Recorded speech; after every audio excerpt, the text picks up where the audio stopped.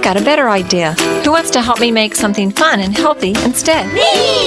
Eating smarter is easy and delicious. Interested in receiving healthy recipes and a whole lot more in your email? Then register at healthiestweightfl.com and learn more about all the small steps that you can take on the way to living healthy.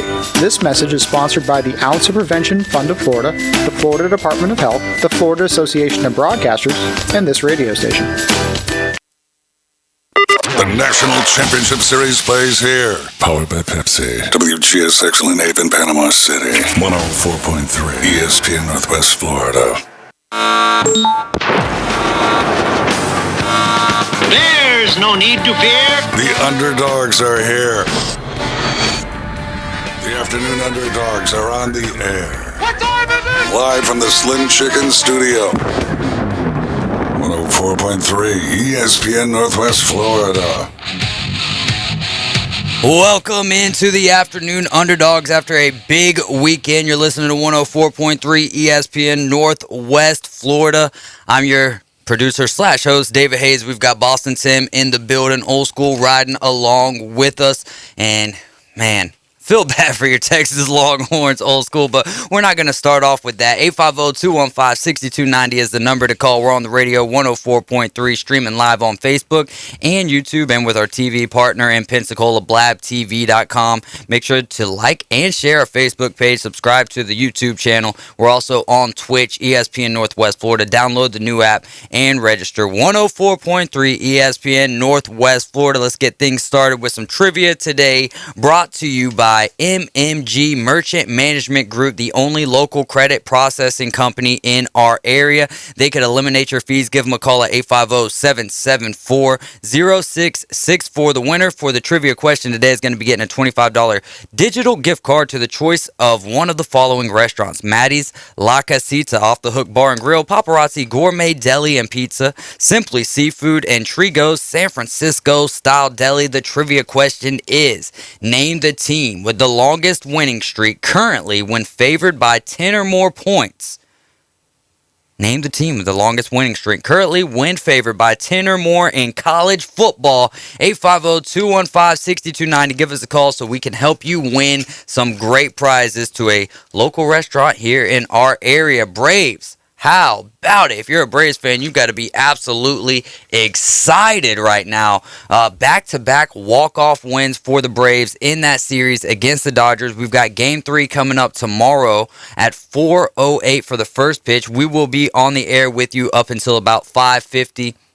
Or up until our normal time, and then we'll join that game in progress. Austin Riley, proven why he's Austin Riley. Not only does he get the walk-off in Game 1, but he ties it up in the bottom of the 8th inning last night, leading to a Rosario walk-off in Game 2, man. 105 mile an hour off the bat, right to Corey Seager. He tries the backhand. It doesn't work out for him. Next thing you know, Dansby Swanson is screaming around third base, taking his helmet off when he hits home plate for the Braves to have a 2-0 advantage in the National League Championship Series. Again, that's the operative word there, is again, we did the same thing last year. The difference is, old school, as we were talking about this earlier, we were not in Atlanta or LA last year. It was all being held in one ballpark. What do you think is going to be happening? Tell me what you guys saw from the weekend before we get into the American League Championship Series. A lot to unload here, old school. Go ahead, take off. I think that these two games were a microcosm of what the whole Braves series or the whole Braves season has been. They faced difficulties. But yet they just keep fighting back. Nothing seems to derail them. And it was just fun to see. I mean, for me, I love seeing the guys just keep fighting, try to figure out a way to win. And both nights, somehow, some way, they managed to do it. Absolutely. I mean, it was crazy. The MVP for last night's game, Ron Washington. Without a doubt. I don't know if a third base coach has ever been named MVP, but he should be, because that guy, I mean, there was two of the best, Rosario, tagging up on a fly ball to shallow left field. Yeah. I mean, I guess he just shocked the left fielder. A good throw gets him, but that's what they say is put the emphasis on making the other team make the play. And that particular throw was not a good throw, and Rosario got into second. Both of the plays at the plate were just super close. Great slides by both Rosario and Ozzie.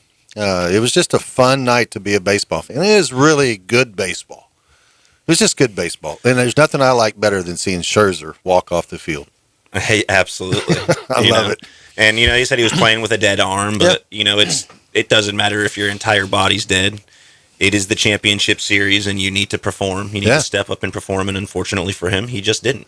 He didn't have it, and, he's we're used to seeing him, send the coach back to the dugout like, you're not taking me out. But, I mean, he was ready to go. Yeah. I mean, he was ready to go. And I agree with you, with the Ron thing. That's a great point, but it's hard to not talk about Rosario, Eduardo Rosario. I mean, and the fact that he went 4 for 5, and those weren't the best statistics that he had of the night were incredible. You bring up the steal and the decision making that he's making, and then his defense looks great. Yeah, he looked great in left field. All around unbelievable. Yeah, one of the interesting things for me, real quickly, and I know we got a caller, is, I mean, how many times do you see a GM in baseball make a trade for somebody that's not going to be able to play for you for 30 days? Right. I mean, that's the amazing part is, AA went out, got him at the trading deadline, even though he was injured and they knew he wasn't going to be able to play. But what an impact he's had, as he's gotten down to the end of the season. And, man, thank goodness for him. Great foresight. Quick break in the action. Let's get. Well, never mind, guys. You talked too long and he's gone. Give us a call back. 850-215-6290, and we'll just keep on keeping on with it. And that's a great point. Firstly, about Ron Washington and just the aggressiveness that he's had on the base paths for his guys. And to live with his choices. There was an article that I read, I believe, on The Athletic today, and there was quotes from him saying, for younger coaches, be aggressive. Live with your choices, because if you don't, especially if you don't go all in on your decisions to be aggressive, then you're going to end up second guessing yourselves along the way. And that's not what we've seen from the Braves and from Washington in general. So it's been really exciting. Did you have some other points? Boston Absolutely. Tim? We talk about, being up 2-0 again. But you're looking at an entirely different team this year than you had last year. And even the role players that you had last year are not role players this year, and especially not in this particular series. You see, Freddie hasn't even barely touched the ball until the very last hit of last night's game for him, not for the team, right? Of course. Going 7 consecutive strikeouts and then the pop-out. I mean, he's not looking good. Albies is looking okay, but singularly only having singular hits in each game. Mm-hmm. And then the same thing goes for a couple of the other guys, but you have guys like Rosario stepping up, really carrying the team to a victory himself yesterday. Pedersen. And Jock Peterson's home run was unbelievably huge and absolutely necessary for that big game. In a game where, right now in a series where there aren't going to be a ton of runs scored, it's the complete opposite of what you're seeing in the ALCS. So it's really interesting, and not having Acuna there is surprising how well they're doing, but, knowing that he's still with them and, that presence that he brings is always fun to watch also. One of my favorite moments was they kept showing Ron Washington over there after he, sent the runners. And the amazing part was he was so into the game that he was immediately, after Rosario scores, right, he's looking at Ozzie going, you should have been at second base. Mm-hmm. He's still coaching. Even after that big decision to send Rosario, he's telling Ozzie, hey, man, you should have been at second base. You I shouldn't even have to tell you. Yeah. When I tell him to go, you should go. That just shows you where his mind is he's 100% bought into whatever it is. And I loved him when he was coaching the A's. No, the Rangers. Oh, head coach. One strike away from winning a World Series, and the Cardinals got him. But he's I hope he gets another chance, just not anytime soon. I'd love to keep him with the Braves. But, you got to really, we have to tip our cap to Snit a little bit. We've kind of banged on him about his choices of who to go to in the bullpen at different times, and I don't know if this is something new, but it seems like there's more decisions being made by committee. He and his Walt Weiss and their pitching coach, they seem to all be working together to make decisions, and so far he's pushed all the right buttons. It also goes to show you the importance of the position coaches. They're not ever given the credit that they deserve until somebody like Old School notices it and gives them the couple minutes that they get. But they really deserve a lot more than that. The hitting coaches, the pitching coaches, setting the lineups, the things like that are very important, just like Sam Peebles talks about all the time. Yeah. And that's what changes the game. It could be simply putting somebody in the 5th spot instead of the 3rd spot, and you see Rosario getting moved up to the 1st spot. And what did he do? He lit the game up. And you think about it, if Dansby was still hitting leadoff in that position, then you've got Kenley Jansen right on right coming in. And it's not as...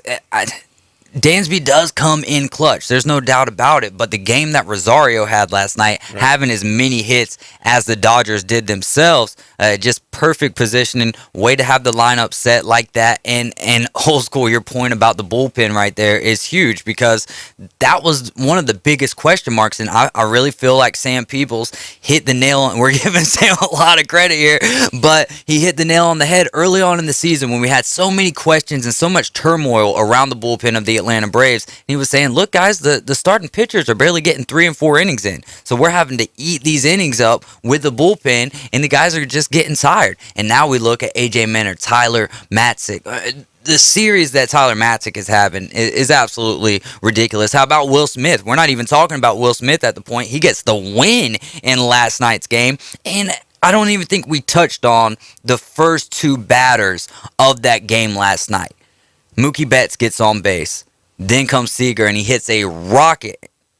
At that point, I'm sitting there, I'm like, ooh, they are unleashing some fury tonight. They're a little PO'd about what happened in last night's game.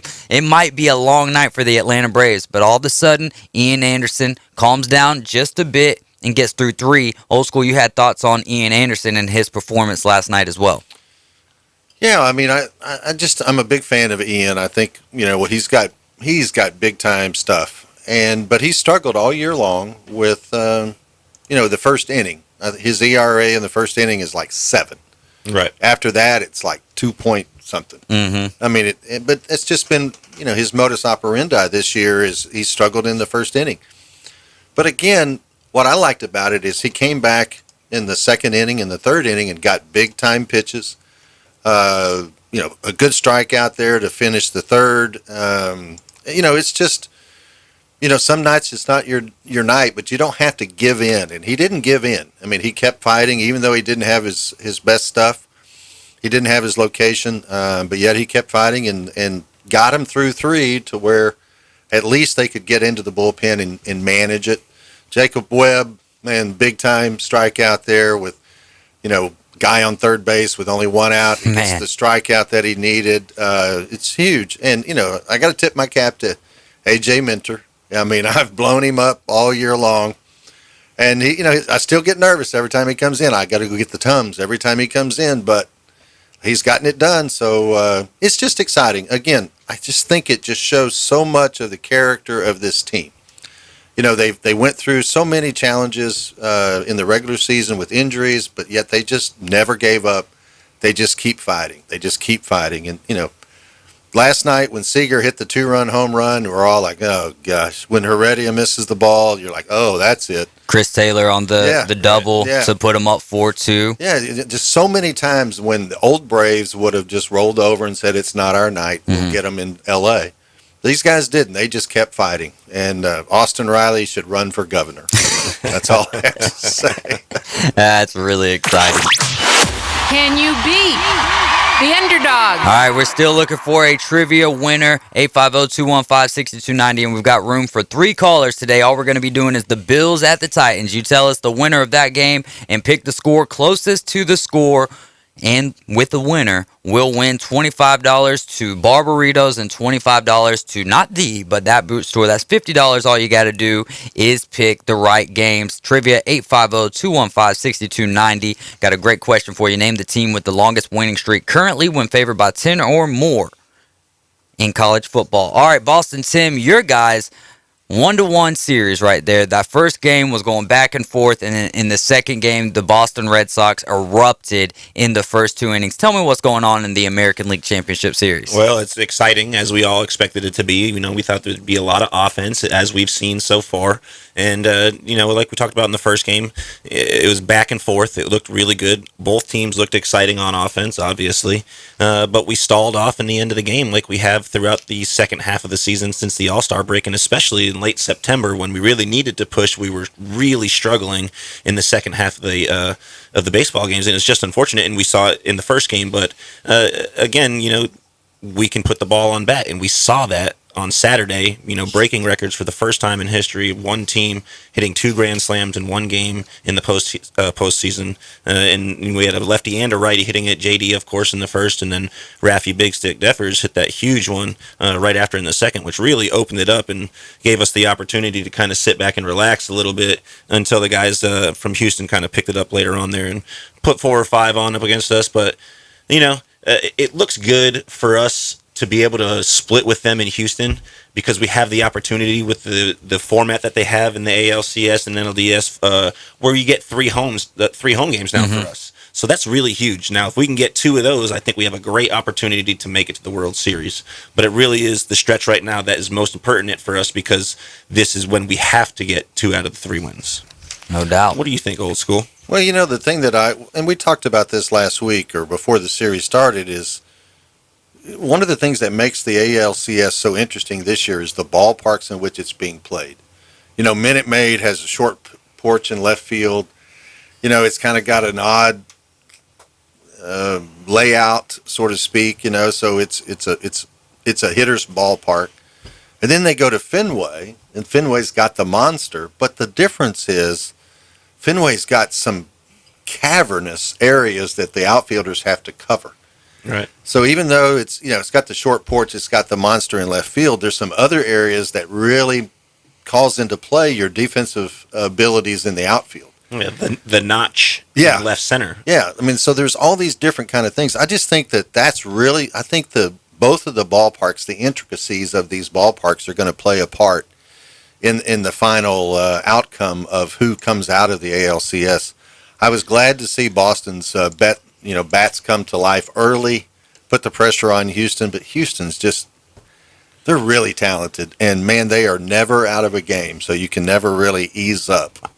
I would love to see the Braves have a game like that where they can relax a little bit, but I'll just take a win any way you can get it. I don't think that you get any time to relax with any of these final 4 teams. Exactly. It's a non-stop road. And one thing that, with the 2 Grand Slams, first time ever in postseason history, but what makes that even more so special, in my opinion, I don't think it will ever be done again in this fashion. We might get 2 Grand Slams in a postseason game, but there's no way you can tell me right now that it'll ever happen in the first and in the second inning. Of how do you even get the bases loaded in the first 2 innings like that? And, Fenway Park is a big park for third base coaches. You talk about Ron earlier, you talk about Peebles for us, and you saw how the Green Monster really plays into the game of baseball when you're playing in Fenway Park. In the wild card series when we play the Yankees, Stanton could have had 3 home runs against us in one game, but all of those ended up getting knocked down to 2 singles and a double. It's huge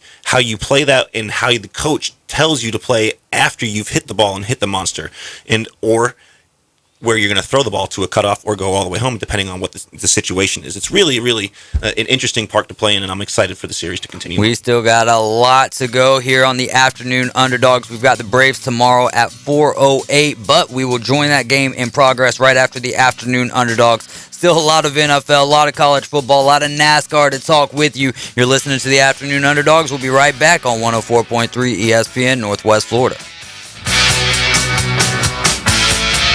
By weather forecasts overnight, including Panama City Beach, St. Andrews, and Parker. Partly to mostly clear overnight, 55 to 60, light east winds. A nice sunny warm day, around 80 degrees Tuesday, an east wind about 10 miles per hour, water temperature holding at 82. There is a chance of a few showers Wednesday, a blend of sun and clouds in the low 80s, more showers on Thursday. We'll keep you updated. For 104.3 ESPN Northwest Florida, I'm meteorologist Tim Root. 104.3 ESPN Northwest Florida. The Coach James Hale Show. Here they come. It's just like how great baseball is here at Bay, Bozeman, Rutherford, Mosley. Everybody in baseball is really talented. It starts with those little leagues. All those kids out there playing, watching those parents go crazy. Weekday morning, 7 to 9 on 104.3 ESPN Northwest Florida. Kings by Blood Cleaners is your go-to for the cleaning of your office, home, or condo. Ready to remodel? Let Kings by Blood Cleaners do the demo work for you. Clean up or clean out commercial, foreclosure of homes, apartment complexes, and commercial buildings. Contact Kings by Blood Cleaners for a local, no-obligation free estimate. Kings by Blood Cleaners offers 7 days a week service so that it's convenient for you. They do things the way your grandmammy used to do it. Call Kings by Blood Cleaners, 850-704-8470.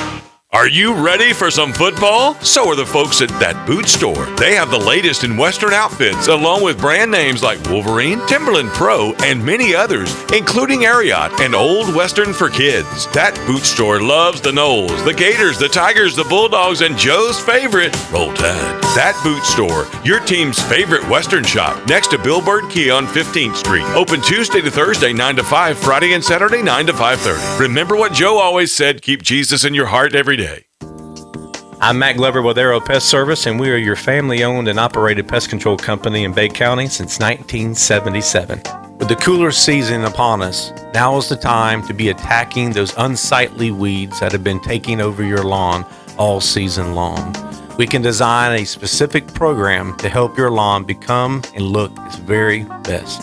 Give us a call today at Aero Pest Service, 850-874-1900. Doing what other stations can't. The Afternoon Underdogs is live and local. Text or call into the Slim Chicken Studio, 850-215-6290. Always be sure to listen for the dial tone. 104.3 ESPN Northwest Florida.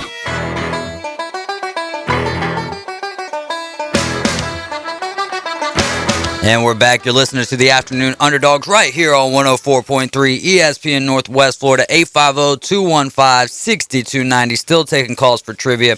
And we are still playing Beat the Underdogs today. It's the Bills and the Titans. Pick the winner, pick the score. Closest to the score will get $25 to Barbaritos, $25 to not the, but that boot store. Also, check out Coach James Hale and the gang tomorrow morning at 7 right here on 104.3 ESPN Northwest Florida. Had a big week in the NFL, and let's start with across the pond. I wish that I would have had time to download the Kevin Harlan call of that kick yesterday. Kevin Harlan has just been absolutely blessing us with audio appetizers, as we call them here on the Afternoon Underdogs. But I don't know if you guys saw. All right, first off, Jacksonville kicking, I believe, was 0-4 heading into this game. Their kicker, Wright, makes one early on into the game, puts them at 1-5, but they're going for that one at the end, 54-yarder, longest in his career, college and pro combined, and it just starts drifting right. Me, Kevin Harlan, the rest of the world, probably everybody inside of the Tottenham Hotspur Stadium was like, oh, no good. Dolphins are going to end up winning this ball game. What happens? It just starts drawing to the left, and it sneaks right inside of that corner upright right there, and they get it done, or they get it tied, and still somehow come away with a win. Jacksonville gets their first win of the season. Both of the quarterbacks, though, we had a rematch, if you will, kind of a Bama versus Clemson type deal. Tua throws for 329 yards, 2 touchdowns, and 1 extremely ugly pick. Trevor Lawrence, 319 yards with a touchdown. What did you guys take away from this game between the Florida teams and the Jacksonville Jaguars and the Miami Dolphins? Jacksonville's not winless anymore. Way to go. Is everything fixed now in Jacksonville? What do you guys think? No, nothing is fixed. Jacksonville's got to win one game, and this was their one game that they needed to win. Tua coming back from rib injuries, we knew he wasn't going to be at his best. It's just, I feel bad for Tua. I really do, because, we all thought so much of him. We all liked him in college. Well, some of us liked him a little less than others did. But, he's just, I don't know that he's going to make it as an NFL quarterback. I really don't. I always thought that he would. But he just, there's a difference between playing quarterback in college and a quarterback in the NFL.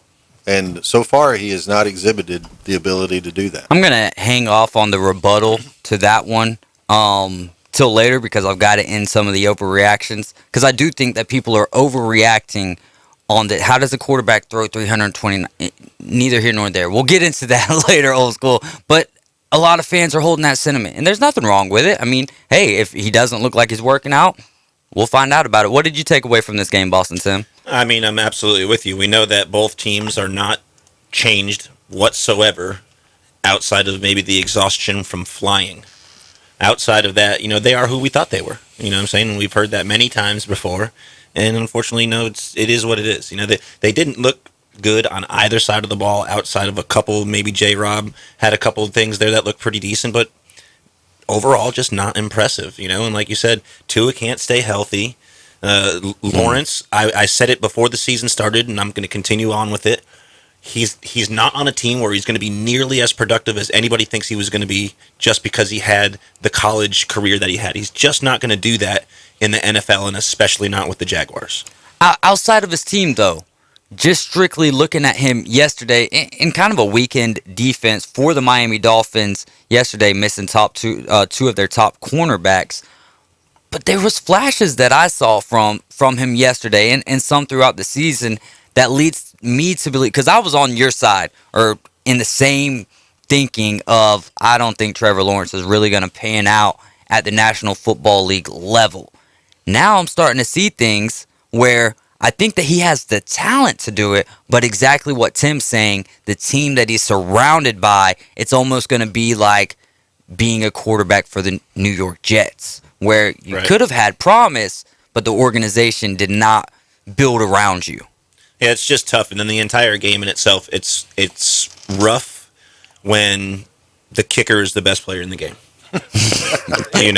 And simultaneously coming into that game, he was the worst player on the team. Which is crazy considering all of the statistics that he had at UCF being a part of the huge, undefeated team that they had back in 2017, I think it was. Right. And on top of that, early graduate aerospace engineer, Lockheed Martin associate.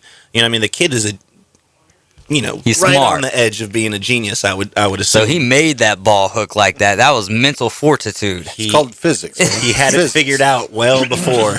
He said there's 8-mile-an-hour wind over there, west to east. And but it was very impressive. Like you said, his own record, 54 yards, following it up by a 53-yarder afterwards. Just very impressive, let alone the statistics that he has in his education and college careers.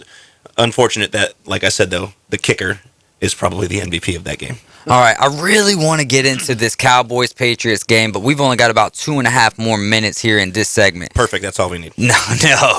This was one of the best games of the afternoon. I mean, 3 games in overtime. Probably. Yeah, of the season, especially how fast it went back and forth. So we'll save this for either tomorrow or later on into the show. How about what the game that I thought was going to be the most impressive game was the Chargers and the Ravens.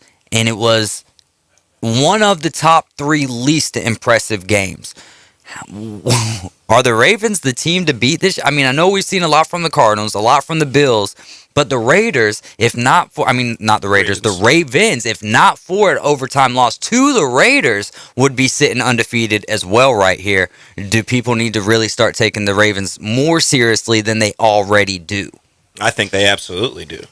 Now, I don't necessarily know that they're a Super Bowl contender right now. To be number one is definitely tough to say only a third of the way into the season. Mm-hmm. But they're certainly they're showing up and they're looking great, and especially their leader. Lamar. He just continues to grow every year, every week, every game. It's impressive, and you can't continue to have the conversation, I don't think, about whether or not he can pass anymore, because he continues to show us not only that he can, but he's got a little bit of touch. The only problem that I have with that in old school, I don't want to skip out, so I'll keep it real short on this, is that yesterday, passing-wise, he didn't really do all that much. It was really their defense and their run game that really put it into it. But I don't want to take away from it and get back onto the track of, oh, he's just a running back. No, he's still great, but he did not have... The score does not dictate the day that Lamar Jackson had yesterday as much as how good of a team they got. Old school, any thoughts on this game? Exactly. Yeah, I mean, we used to always talk about, players in other sports, like Curry or LeBron James or whatever, about making the other players on your team better. We're starting to see that from Lamar Jackson. The couple of years ago, it was pretty much the Lamar Jackson show. It was highlight play after highlight play. But now he's really learning to play the position of quarterback, and he's starting to put plays in, and make plays to where it's not necessarily him, but it's him facilitating to a running back or to a wide receiver or a tight end and making them better. And that's what you want in a quarterback. That's what, we all talk about Tom Brady and what he was able to do. That's what you want out of a quarterback. And I think Lamar's doing that. And in their particular instance, it's a necessity. With all of their running backs going out at the beginning of the first couple of weeks of the season, they're bringing in guys. Some guys literally directly all of them are off old. The street. I mean, some of them not playing in years. Devontae Freeman, Le'Veon Bell, Latavius Murray, who's going to be dealing with an injury. It looks like, but I mean, seriously, when you talk about those names, it's like, oh, are we 5 or 6 years in the past right here? You're listening to 104.3 ESPN Northwest Florida with the Afternoon Underdogs. Get out to Blue Sky Express Car Wash. Check out what they've got going on. Drove past there Saturday and it was jam packed. Y'all get out there, get that car looking fresh. 104.3 ESPN Northwest Florida is your official radio home of the Atlanta Braves. Riley smokes one to deep left, back there towards the pole. That is a home run. The men of October are giant. Here comes Ozzie, and the Braves take game one. The Atlanta Braves march to the World Series happens here. 104.3 ESPN Northwest Florida. They're going crazy here in Atlanta.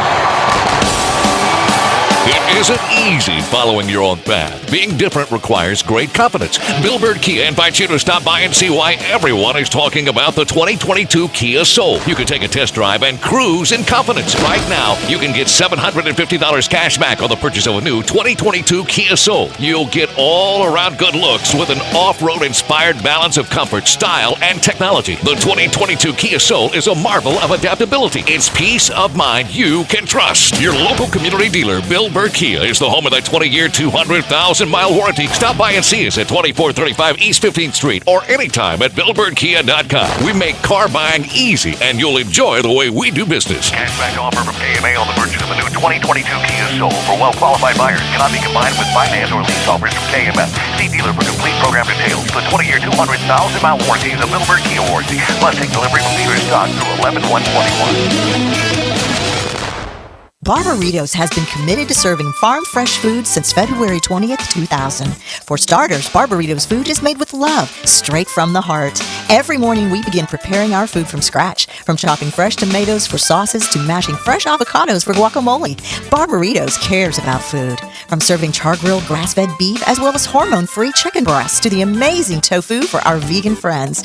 Farm fresh is more than just a motto. It's Barbaritos' mission. Barbaritos. We make it fresh. You make it yours. 104.3 ESPN Northwest Florida are proud members of the Panama City Beach Chamber. We'd like to welcome the newest members to the Beach Chamber. Creative Printing of Bay County Incorporated, Griffin's Professional Cleaning Company, Happy Day Adventures, Dolphin Snorkel Tours, Panhandle Carpet Cleaning Solutions LLC, Salt and Light Services, and the Bagel Maker. Congratulations from the area's only sports radio station, 104.3 ESPN Northwest Florida. Live from the Slim Chicken Studio. Hot takes, the latest trades, in-depth interviews. That is my reaction. We break it down for you right here. Very big springboard for the rest of my career. The Afternoon Underdogs. That's the problem right there. 104.3 ESPN Northwest Florida.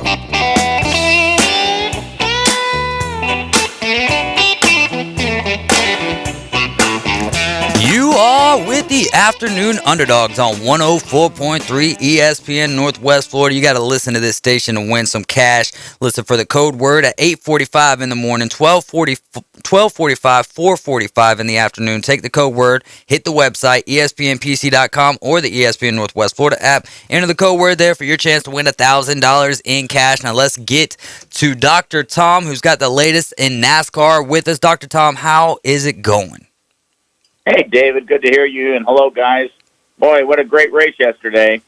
No doubt. 256 laps led out of 334. Kyle Larson does it again. Back-to-back wins. Can you break down this race for us? Well, he dominated the whole race. I mean, you pretty much just summed it up. He led, pretty close to 80% of the laps. Usually it's those late race restarts that sometimes give the leader the most challenge, and he went through several late race restarts and he never once gave up the lead. I mean, he was dominant on the restarts.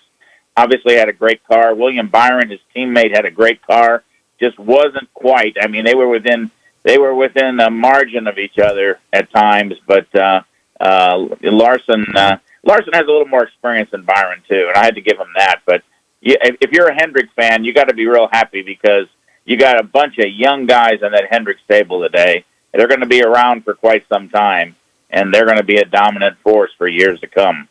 There was a lot of car trouble for drivers not named Kyle Larson yesterday. Kyle Larson's car looked to be good for the entire day and far cry from what it was last week, I believe. But which driver impressed you the most with the trials that they faced and the outcome that they survived? Well, that's a good question, David. I'd have to think about that for a minute, because there were several people that, had adversity, as you alluded to, and got pushed back and worked their way back to the front. I guess the first one that comes to my mind, I'd have to give Kevin Harvick a lot of credit, because he pushed himself up there, running the top five several times. Even if he got pushed back, he'd run back up there. I think Keselowski did real well with what he had to deal with during the course of the race for him. Those are the first two that come to mind for me.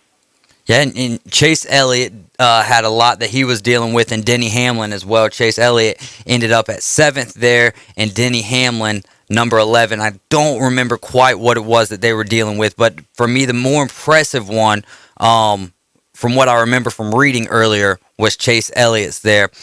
So look, what are the standings looking like ahead of this next race in Kansas? And Kyle Larson has already secured his spot in the top 4, right?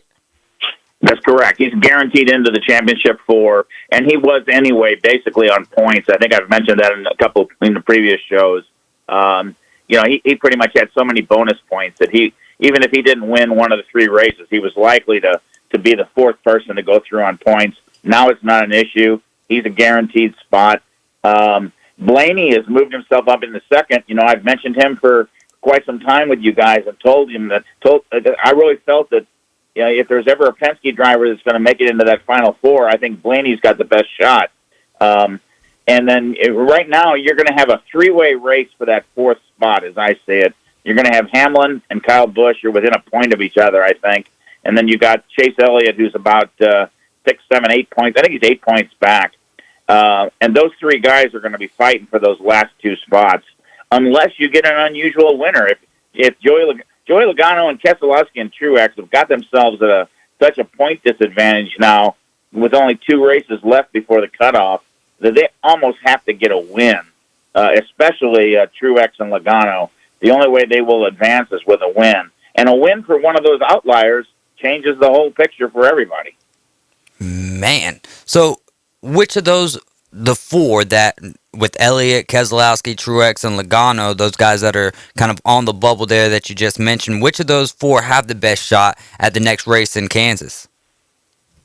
Well, it's a 1.5-mile track, and all these drivers are really strong at a 1.5 miles. There was a time when when Martin Truex owned the mile and a half. There was a time when Chase Elliott owned the mile and a half. Any one of these guys is capable of pulling off a victory next week. And I don't know I could really handicap him. I could give you odds. I mean, yeah, probably the odds on favorite is for Larson to win another one. He's got nothing to lose. I mean, he can go out there and get taken out by somebody, and he's still guaranteed in the championship. Denny Hamlin's going to be racing hard. There's no doubt about that. I think he's felt all along that this is his year, and I think when it all is said and done, I do think it's going to come down to a Hamlin-Larson fight there at Phoenix to determine the champion. All right, moving. Oh, what you got, Old School? I just wanted to ask Dr. Tom, these guys that are sitting there right on the bubble, do you think it works in their crew chief's mind that, you know what, we're hanging it all out, we're going for this, and, we either go big or we go home? And if their only hope that they have of getting into it is by getting a win is, well, what is there to risk? If we get up there and we wreck, oh well. But, they want to go out fighting. I mean, and I think that's what's going to happen. You're going to see these guys that are sitting here where they have to win. They're going to be up there and they're going to be pushing as hard as they can push. I couldn't agree with you more. I think it's a great question. Those three guys that sitting at the bottom, Keselowski and Truex and Logano, they got nothing to lose. I mean, they're going to be going. I could give you a term of hard to the wall. If you know what I'm saying. Pushing it pretty hard, but at the same time, those guys that are close to the bubble, they're kind of in a vulnerable spot because somebody, at least one driver, is going to get in on points, and if a non-playoff driver wins either of the next two races, each one of those means another driver gets in on points. And so there's a balance there for those middle guys to try to finish strong but not put themselves at risk. And you're right, those guys back there that are dragging bottom, they're going to do everything they can. And you're right, if they get taken out, they just say, well, that's racing. And again, guys, the NASCAR update with Dr. T. Dr. T, this is Boston T. Thank you for joining us on ESPN 104.3 Northwest Florida. I want to jump ahead a little bit and talk about the issue that's going on with the 23XI racing team. They were in talks to purchase a charter from Front Row Motorsports for next year, and Kurt Busch was supposed to come over and race that car for them, and apparently things have fallen through with that. Can you tell us a little bit more about that situation and what we'll maybe find out they'll do for Kurt Busch now that they may not have a charter for him to fill? Well, I don't know probably a whole lot more than you do, really, in all honesty. That was supposed to be a done deal. I mean, you described it well, and everybody thought for sure that was going to be a two-car team next year, and the Kurt Busch was going to be the knotted driver to fill that spot and to kind of play a great role of kind of being a teaching, proctoring pro to only help Bubba Wallace do better than he's already done in his career. I think what will happen there, I bet they're going to dig hard to come up with that other charter. And, you could always go out charter. There's 36 charters, but there's 40 eligible cars to race. So, in theory, they could pick up a second team with strong sponsorship, not have a charter, and just race from the back of the pack every week.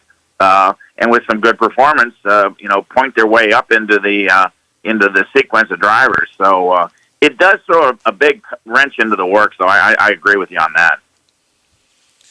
And I was also wondering about Trackhouse is supposed to be buying Ganassi. Is that purchase still going to be going through, and will all the racers be continuing in their current cars with that purchase if it does go through?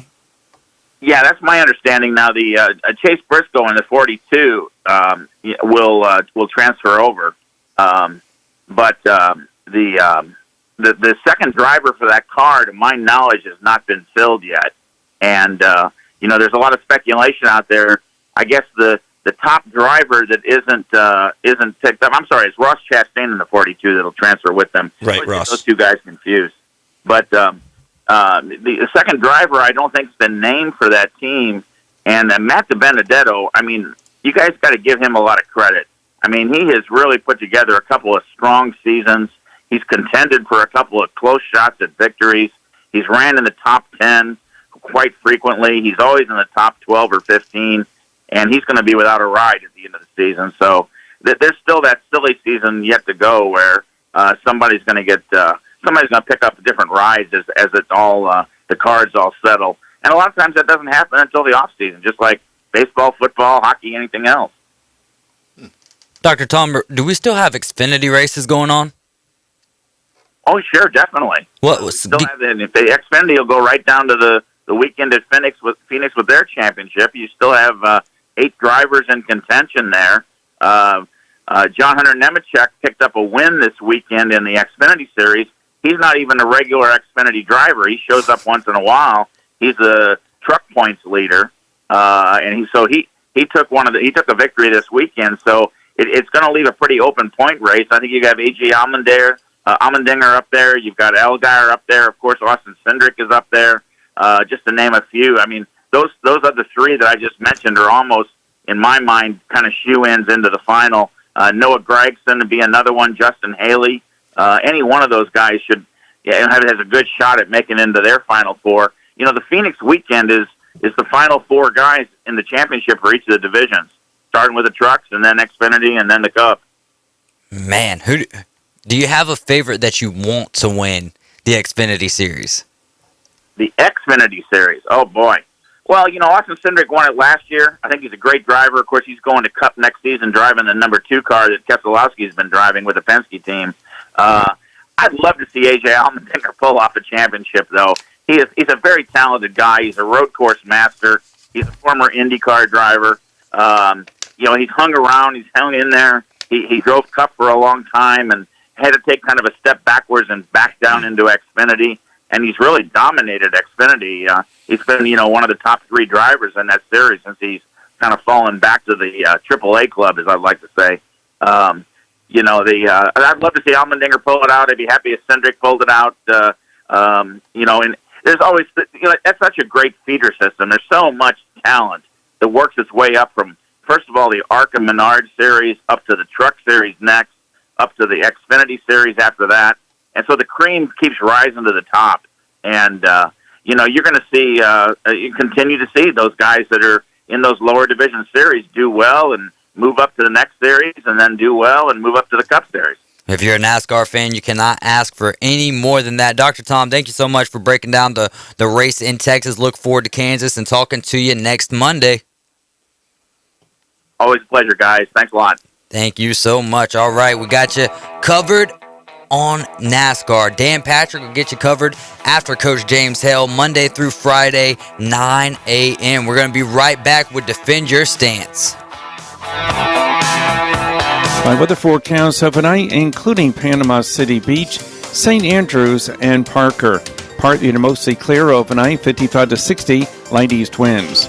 A nice sunny warm day, around 80 degrees Tuesday. An east wind about 10 miles per hour. Water temperature holding at 82. There is a chance of a few showers Wednesday, a blend of sun and clouds in the low 80s. More showers on Thursday. We'll keep you updated. For 104.3 ESPN Northwest Florida, I'm meteorologist Tim Root. 104.3 ESPN Northwest Florida. Right now is your chance to win in the Grand Slam of Cash. Your code word is... Bills.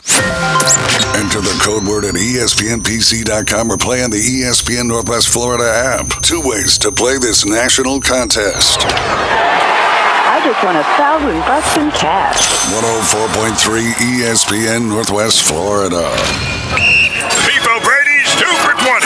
Steak is back and desserts are in, like Beef's crispy funnel fries. Pick a starter or dessert to share, plus 2 entrees like USDA choice cut sirloin, all for $20. Beef O'Brady's. What'll you choose? What's up? It's David Hayes from the Afternoon Underdogs and a big fan of Lynn Haven Beef O'Brady's. Call or order online to get their amazing food to go or stop by and dine in to enjoy their relaxing atmosphere. Beef O'Brady's. Good food, good sports, and great friends of ESPN Northwest Florida. Are you thinking about buying or selling real estate in the Panama City area? Think Real Estate is your team of local experts who simply love living and working in Bay County and helping others make their dreams come true through the exchange of homes and properties. We strive to provide excellent customer service in residential, commercial, and investment sales, as well as property management by combining classic customer service with crazy fresh marketing. Visit our website, whenyoutthink.com. As a proud graduate of Auburn University, Waylon Thompson is excited to sponsor Auburn football this season. Jay Manuel of Manuel and Thompson hopes that players and fans alike remain injury-free. But if you find yourself injured through no fault of your own, call us at Manuel and Thompson. Helping injured people, that's what they do. Manuel and Thompson, 850-785-5555. Manuel and Thompson, 850-785-5555. Damsel in Defense presents Defend Your Stance. Got an opinion? Time to defend it. It's the Afternoon Underdogs on 104.3 ESPN Northwest Florida.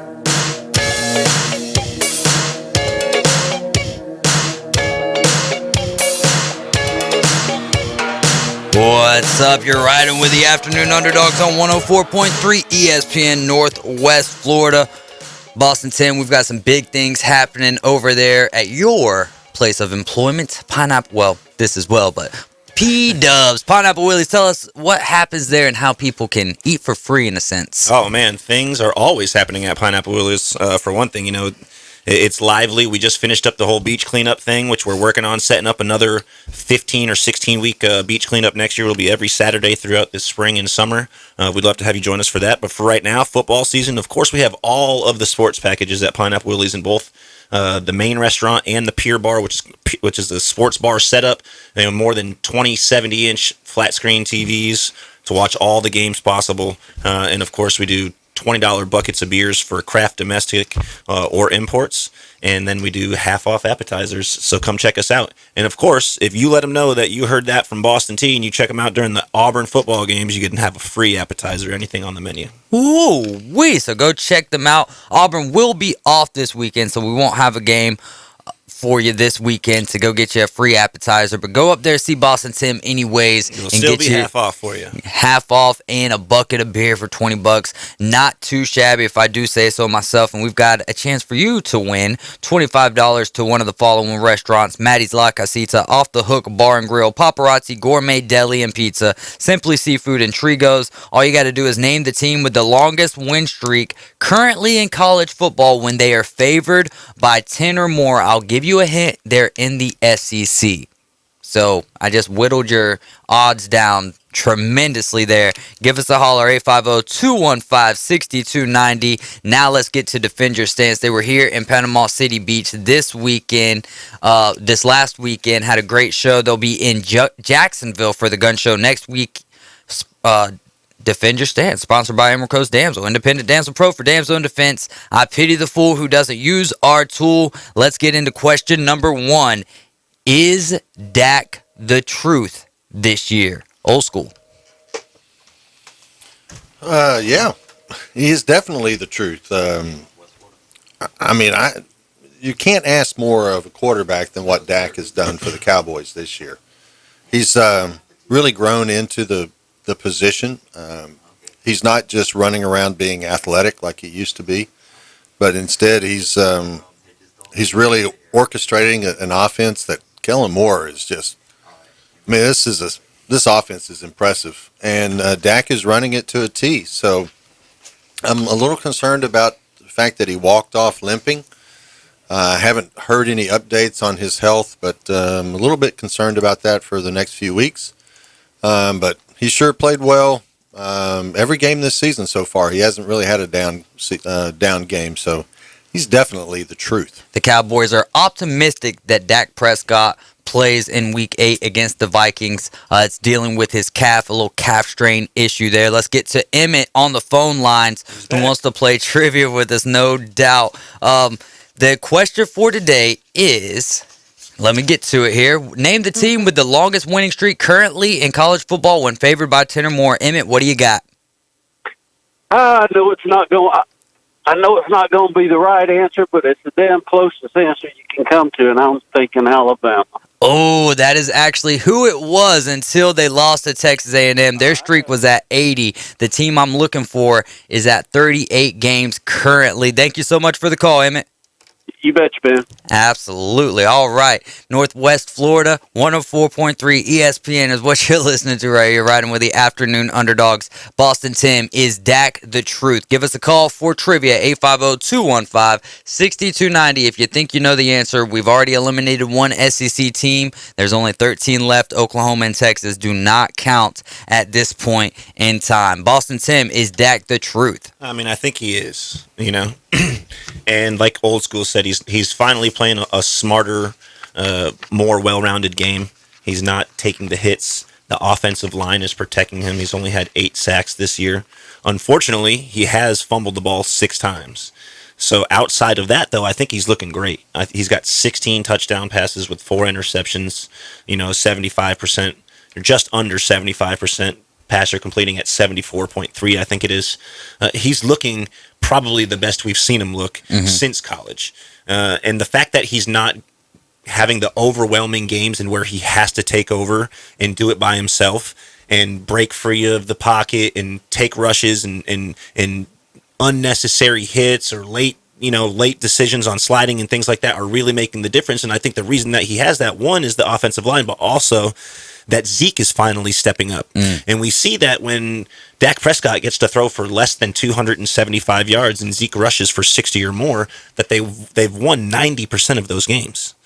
So if they have the more balanced attack, and that's what Kellen Moore is bringing them, they're going to have a better team. And we're seeing that right now with 5-1 start to the season, which really could be a 6-0 start to the season. Well, they needed all 445 yards that Dak threw, most ever against the Patriots, which is high praise, even though it's not necessarily the same Patriots defense that we've had in the past, but still a good one, no doubt about it. And really, I like what they're doing with the wide receiving core. There's so many names that they have to feed over there. Let's not even talk about the backfield and the emergence of Tony Pollard, and trying to figure out how that backfield's going to have their rotation split. But CeeDee Lamb, Amari Cooper, you don't have Gallup in there to worry about right now. But look at Dalton Schultz, Blake Jarwin. So many mouths to feed, but yet they all don't mind. They seem not to mind the sharing. And CeeDee Lamb, what he have 8 catches yesterday for 100-something yards and a couple of touchdowns to go along with it. He looks fantastic. I don't know what the little princess wave is there, old school, but I'm gonna pass it over to you and find out. 9 for 11 on the catches. 9 for 11. Okay, so I left out the overtime catch. Which is the second touchdown. Yeah. He catches the pass in overtime to close out the game, to walk off the game, and he's kind of, how do I say this? Showboating going into the end zone. And he got mauled over. I mean, he got racked by a defensive player. But what I loved about it, he just got up and just waved at him, just like, bye. Yeah. Game's over. His response was pretty professional in that sense. Yes, it was. More professional, or it's a lot better than what it could have been and what some teams would have done there. But I guess when you're walking off a win in that situation, it's a lot easier just to be like, look, scoreboard. Yep. It's over at that point. Absolutely. And it was unfortunate to see. We saw those same collapses on both sides of the ball. And as great as we saw Diggs do with his pick six, the very next play, we saw him miss a wide open opportunity for a second interception and gave up a 75-yard touchdown. And so, unfortunately, we saw that on both sides of the ball. It's something that, the Patriots have been having issues with this year and really last year, and hopefully it's something we can turn around. Because, Mac's been looking a lot better every single game. He continues to provide a better and better game. I think he saw a couple of poor decisions were made. At least he's having the opportunity to go for bigger balls and longer downfield passes. I like that. There's a lot to be said about Mac because a lot of these interceptions that are counting against Mac are hitting the receivers right in the hands. That one that Trayvon Diggs took back for 6, if his wide receiver does, it looked like he almost slipped or something or whatever, but if he doesn't do that, then that interception doesn't even happen, and could be talking about a totally different ball game, but a lot to be said about Trayvon Diggs there. And not the only person throwing interceptions. You talk about Patrick Mahomes. His mom had a tweet saying the same thing, that she feels like that shouldn't be counted as an interception.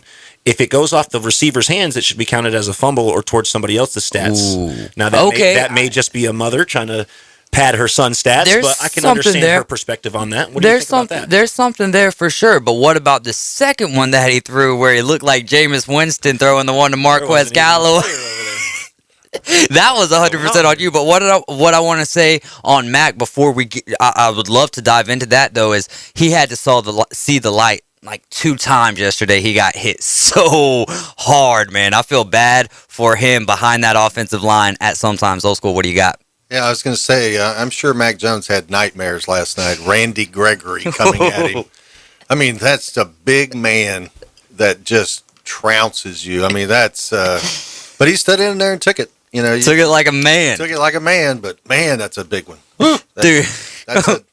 That's a tough way to make a living. That is something that he did not have to deal with at Alabama unless it was like 3 or 4 seconds into it. And then at that point, you just blame it on Mac because he's holding the ball too long. But there was no holding the ball or anything. The right tackle was just like, I don't know. I got nothing for you. Just pushes him into him. Kind of helps Mac get blown over right there. We're out of time for this. I would... When we get back, before we dig into some of the headlines, more touchdowns tonight. Diggs receiving or Henry rushing. Going to be a big game on Monday Night Football. You're listening to 104.3 ESPN Northwest Florida. Got a big Sunday game going for you at 11 for the pregame. 12 o'clock kickoff, the Washington football team and the Green Bay Packers. Aaron Rodgers owns the Bears, but will he own the football team in Lambeau? We'll be right back. You're listening to 104.3 ESPN Northwest Florida. 104.3 ESPN Northwest Florida is your home for the NFL. Unbelievable! We bring you the biggest games every Sunday, Monday, and Thursday night. Touchdown! Your every bone-crushing hit right here. The NFL is brought to you locally by Certified Gearhead and Motorsports, home of the $30 synthetic oil change across from Pete Edwards Field. He did what? 104.3 ESPN Northwest Florida.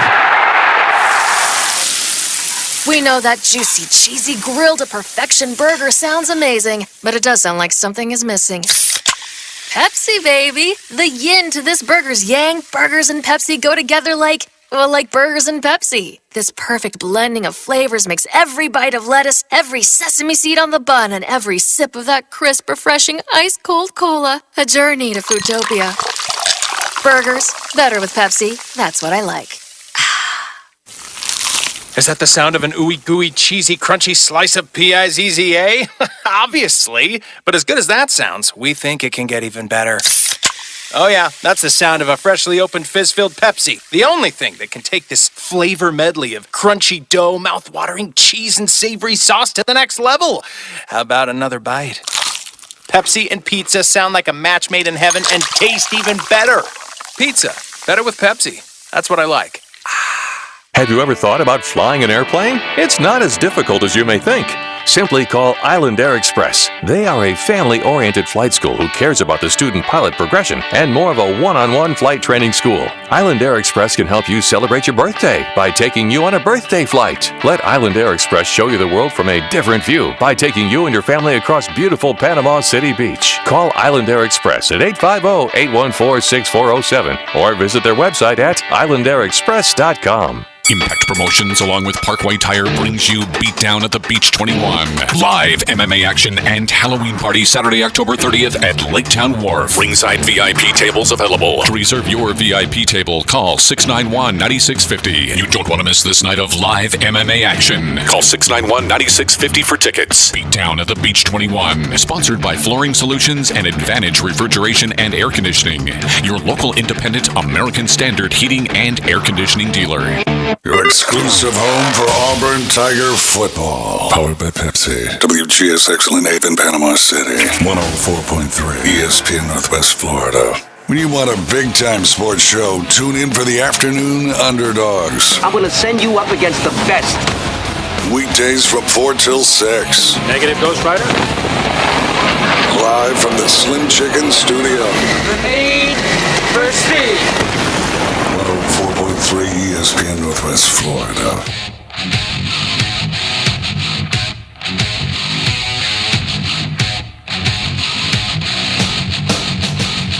Woo! welcome back into the second hour of the Afternoon Underdogs on 104.3 ESPN Northwest Florida. Still looking for an answer to the trivia question, 850-215-6290. Don't change it up unless, Boston Tim, tell them where they need to go get changes at. Oh, man, you got to go where I'm going on Thursday. I'll be dropping my truck off for the weekend as I'm be flying up to Boston back home. And I'll be leaving my car with Adam Nitz over there at Certified Gearhead Motorsports. They're just fantastic, guys. The home of the $30 synthetic oil change. So whatever car or truck you have, regular car, $30 for a synthetic oil change is probably about the third of the price it should be. These guys are fantastic. Like I said, they do just about everything. I'm getting an ignition switch worked on. They're putting new tires on the truck, so I'm excited to drop it off with them. I know it's in good hands when it's over there on Hollywood Drive in Panama City Beach at Certified Gearhead Motorsports. No doubt. You couldn't even do it yourself for cheaper than that, so you might as well go see Certified Gearhead Motorsports. All right, tonight we've got a big Monday Night Football game. Buffalo Bills 5.5-point favorites on the road in Nashville against the Tennessee Titans. Stephon Diggs, whose younger brother has, I believe at this point, more touchdowns than him on the defensive side of the ball, and Trayvon Diggs. And that's not a knock on Stephon Diggs either. That's just a testament to Trayvon Diggs. And you know what's so crazy about that is when he was at Alabama initially was a wide receiver.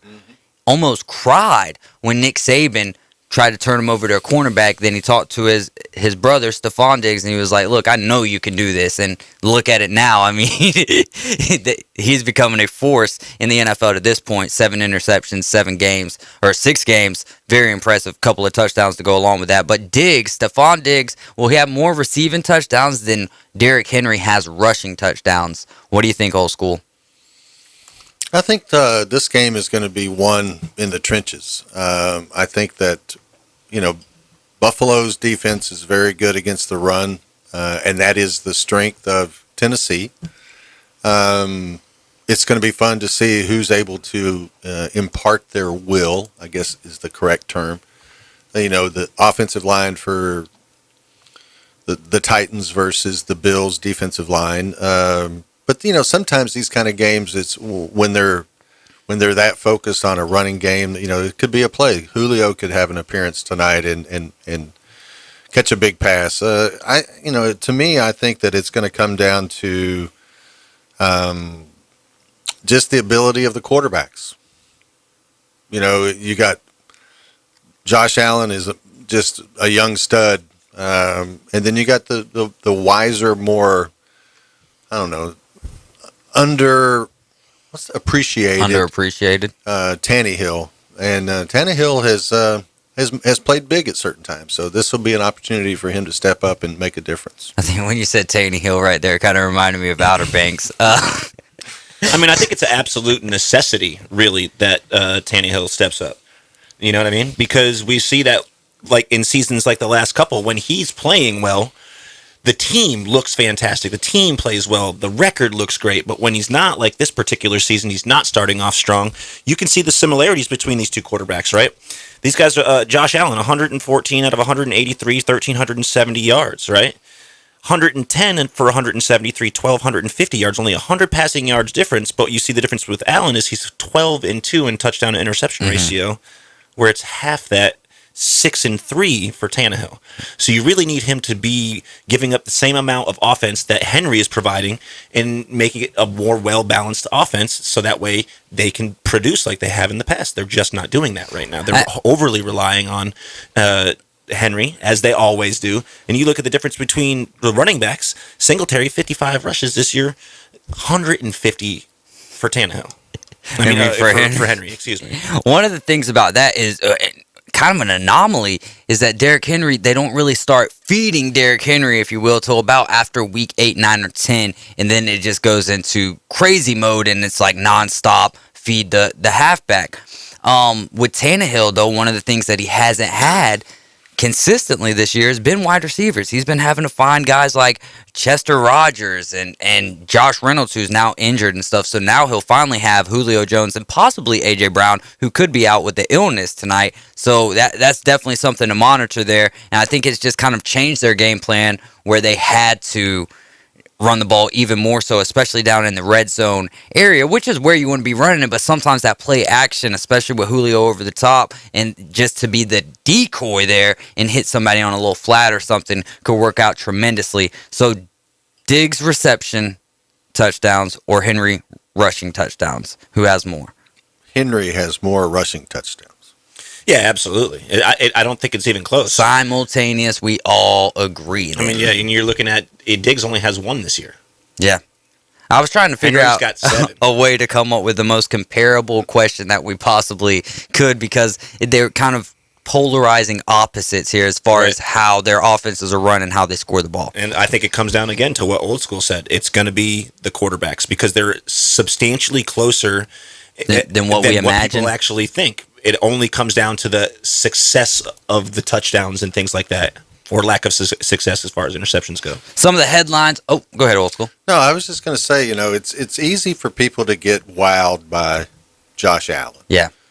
But it's I don't understand why people give Tannehill such a hard time, because he's a real. I mean, I referred to him as a star quarterback, and people really ripped me about it. He's not a star. And I'm, well, yeah, he is. But, I mean, you look at the numbers, he's so close to what Josh Allen is. It's just the difference is in the interceptions to touchdowns ratio. But he's still he is far more than just serviceable. He's a star quarterback. No doubt about it. You're listening to 104.3 ESPN Northwest Florida. The Chicago Sky rallied past the Phoenix Mercury last night to win their first WNBA crown. The Sky's Kalia Copper was named MVP. Candace Parker, who I believe she was with the LA Sparks, came over to the Chicago Sky this year. They get the job done. They were trailing at halftime. Looked like it was possibly going to go to a Game 5. And nope. The Sky get it done for their first ever WNBA crown. That's awesome. Yeah, and a great job by Kalia to get the MVP. But really, it was Allie Quigley who really showed up and had a huge game for the girls in the Sky to win their first WNBA championship in the 16-year franchise. She had 26 points, 11 of them tying what the other team had, the Dream had, in the fourth quarter herself.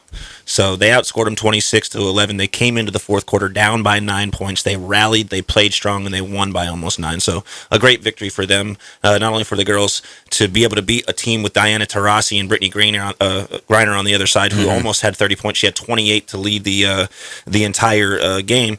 And I think she went like a 17 for 19 from the field. She's always been an exceptional athlete, and anytime you can beat 2 all-stars like that, it's a well-deserved the praise that we're giving them. Gonzaga's Drew Timme, your boy Boston Tim, named the Athletics Men's Preseason Player of the Year. Tampa Bay Lightning's Nikita Kucherov had an injury, came off the ice in the third period the other day, and John Cooper, the coach of the Lightning, said this is not a day-to-day thing like we were kind of expecting it to be. Steven Stamkos says he's a tough guy, but this is a pretty serious injury. We don't know how long we don't know how long the Lightning will be without Nikita Kucherov, but this is a big-time thing to monitor. But you also got to look at, they did not have him for one regular season game last year, made it to the Stanley Cup playoffs, and where did they end up with? Major League Baseball is going to require teams to provide housing for minor league players starting in 2022. That's a big issue. We'll dive more into that at another time when we'll get us a good guest to break down all the details that go along with this, because there's a lot, and we've been hearing about this, the injustices put upon the minor league baseball teams that they've been dealing with. So this is a step in the right direction for Major League Baseball. Cam Newton says he's vaccinated, still wants to play NFL football. That's yet to be determined. He says that he's been getting some offers through his podcast. We'll find out. Not that he's been getting offers through his podcast, but that we found out through his podcast that he has been receiving offers. Why don't you just call his agent? We'll see, though, what ends up happening with Cam Newton. If Sam Darnold continues, I couldn't see him going back to the Carolina Panthers, but we'll find out more about that here in a little bit. Rory McIlroy, how about that? Pulls away to win the CJ Cup. 54-hole leader Ricky Fowler finishes tied for third. Old School, tell us a little bit more about this.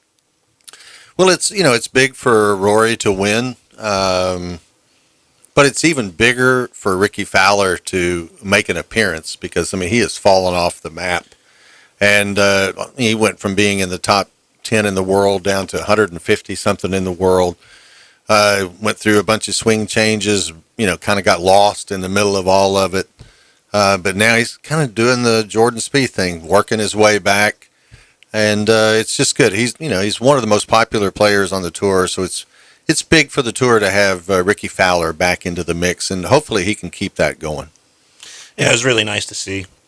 I absolutely agree. He was the 54-hole leader. If my mind serves, I think he was 21 under or right there at. He just looked good the entire event. Yeah, he did. Even though we saw Rory come out and have a victory, we saw multiple times when he just didn't shoot well, but yet still came up with a couple of great holes there before or right afterwards. Like we saw in the first round, he had a triple bogey on 17, but then birdied right afterwards to finish the round and finished with the 68 when he could have seen him easily finish with a 65 or even better.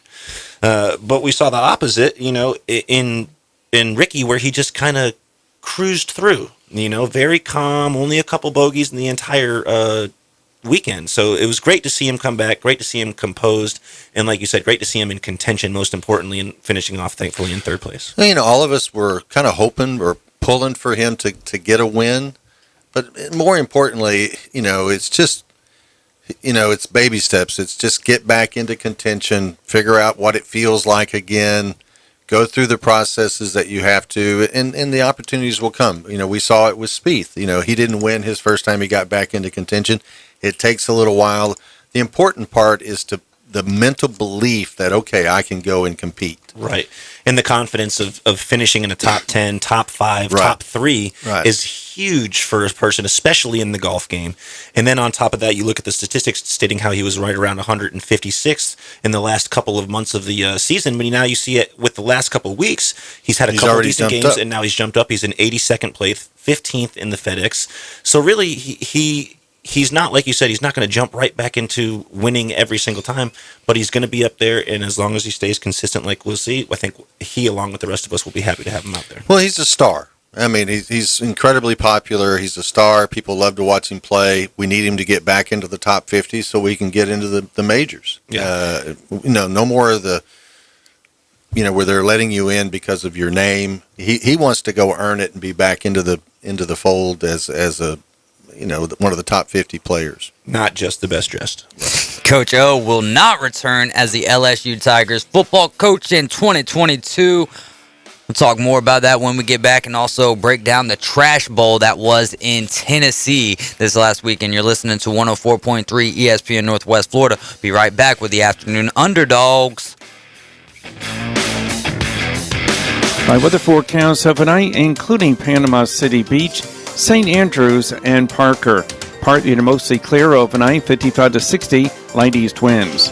A nice sunny warm day, around 80 degrees Tuesday. An east wind about 10 miles per hour. Water temperature holding at 82. There is a chance of a few showers Wednesday, a blend of sun and clouds in the low 80s. More showers on Thursday. We'll keep you updated. For 104.3 ESPN Northwest Florida, I'm meteorologist Tim Root. The new app from ESPN Northwest Florida has up-to-the-minute sports news, interaction with local hosts in real time, easy download and no credit check, live streaming, real-time traffic and programming schedules, 40 miles per gallon, rack and pinion steering, leather interior, and built-in alarm clock. Here's how to order. Download our free app from the Apple Store and Google Play. Dynamite! 104.3 ESPN Northwest Florida. Hear that? That's the plumpest, juiciest hot dogs you've ever seen getting their grill on. But we both know what'll make it sound even better. Oh yeah, it's a Pepsi to go with your hot dog. Because when you're chomping on America's favorite meal, relish, mustard, and onions perfectly blending into a crescendo of flavor, there's only one thing that makes everything about that moment better. A cold, refreshing Pepsi. See what I mean? It's like music to my ears. Hot dogs. Better with Pepsi. That's what I like. You know that sound anywhere. It's the crisp crunch of that first nacho chip. With its perfect cheese to sour cream ratio sitting atop a layer of delicious beans, it's a sip away from perfection. That's what we're looking for. Add a delicious, refreshing Pepsi and we've achieved absolute nacho nirvana. Because while you can pile those nachos high with every spicy, cheesy, savory topping, there's no topping a cool Pepsi finish. Nachos, better with Pepsi. That's what I like. Home of the official 68-degree chill. None other than the official Vortex Spring. The hottest summer days can't stand up to the everyday, can't change it. Constant 68 degrees of gin clear water. Every single day at Vortex Spring in Ponce de Leon. Come for a day or come for a weekend. Camping, nature trails, diving, swimming, snorkeling, something for the whole family. Discount for first responders, active duty, and retired military. Online at vortexspring.com.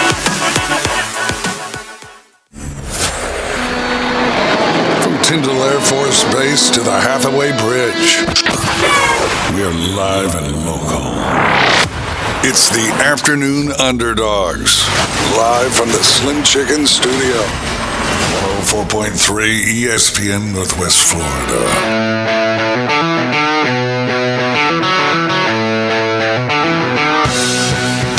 Welcome back into the Afternoon Underdogs right here in the Slim Chicken Studio on 104.3 ESPN Northwest Florida. Still looking for 3 people to play Beat the Underdogs, 850-215-6290. Still looking to give away $25 to one of 5 restaurants. It's your choice, 850-215-6290. Big week in college football. Let's start with Ole Miss shutting down Tennessee in the Trash Bowl, 31-26. Had how long was the pause there in the final minute of the game before? It had to have been at least 30 minutes before they even snapped the ball, basically for Ole Miss just to kill the clock. Matt Corral finished with 195 rushing yards, the second most by a quarterback in Ole Miss history.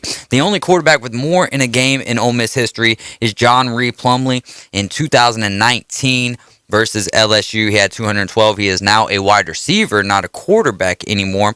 18 people were arrested last time that I checked. There's probably going to be more to come. They'll go through more video. There's no way that was only 18 people throwing stuff. Kind of funny that they're not. I don't want to say kind of funny, but only one golf ball, and mustard bottles, all kind of trash was on the ground. $250,000 is what the SEC ended up fining Tennessee, which honestly I think the arrest kind of, how do you stop this from happening again? Is $250,000 really enough to the university to really get this under wraps? And there at the end, how long it took them to figure out what was going to happen next. What did you guys take away from this game? Is this a black eye on the SEC as far as the stadiums go? Oh yeah, absolutely. It is. I mean, it's. I understand people get fired up. Maybe they tailgate a little hard, particularly there, and maybe they had that Tennessee mountain juice. That water. Out at the tailgate. But I mean, you just can't do that stuff. I mean, I thought it was a bad spot. I mean, it certainly, you don't want to see putting the players at danger. I mean, they're throwing a golf ball. I mean, anybody ever been hit by a golf ball? It hurts. I've been hit by them, and it hurts, and it's hard. I mean, there's no excuse for that. $250,000 to a university is nothing. Mm-hmm. I mean, somebody needs to drop a couple of mil on a university, and then maybe they'll get their attention. But it's childish. It's foolish. It's just silliness. It's embarrassing. It really is for all of the SEC. I agree. And it's really just it's the opposite reaction you should be receiving from the game that your team played. Right. And granted, they did lose, but you came back from a pretty good deficit, and you took the number 13 team in the country down to the end of the game. I mean, why would that be the response? It was very surprising to me. It's like you said, childish, ignorant, and absolutely unacceptable. I don't want to say anything to almost seem like I'm trying to justify this, because there's no place in sports for this. I think that in future pandemics and stuff, maybe we need to think twice about just canceling games and stuff like that, because this is what we've gotten. This isn't just SEC. This isn't just college football. We're seeing this happen at all kind of sporting events. What about in golf, where the guy steals Rory McIlroy's club? This is all over the place, and it comes from people being pinned up for so long and then getting out into places and not knowing how to act. It's been happening for decades. Yeah, I mean that's no. It doesn't come from being pent up. It comes from being stupid. Okay, there's that as well. But I feel like people these days are starting to feel like they can get away with more, and they're not getting away with it they can't at get all. away with it. And it's Keyboard because warriors. of these things. It's all these keyboard warriors. Yeah, exactly. Who think that they can go out there and just blast people on, and then all of a sudden they get into an environment, and then they think, "Well, this guy did it. This guy did it. I'm going to." I'll give you that. Mentality. It's craziness. It's just. I mean, it's. Yeah, it was a bad call. I mean, and it was a big time play. I mean, when you're with fourth down and whatever. But if it was any other team, though, if it was any other team that Tennessee was facing, if it wasn't their former head coach, that wouldn't be the response that they got. In fact, you could almost make the argument that this would have happened either way. Bad call or no bad call. Right.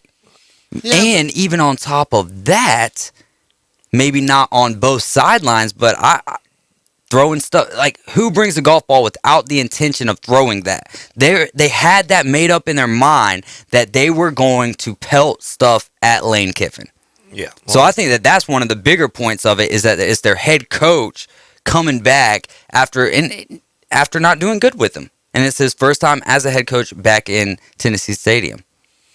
Well, I mean, but at the same time, as bad as the Tennessee fans reacted, you kind of got to tip your cap to Lane Kiffin, because he could have easily made a big scene out of it, but he kind of took the high road. He took his visor off, tossed it up into the crowd. He didn't make a big to do about it. I mean, yeah, it hit him.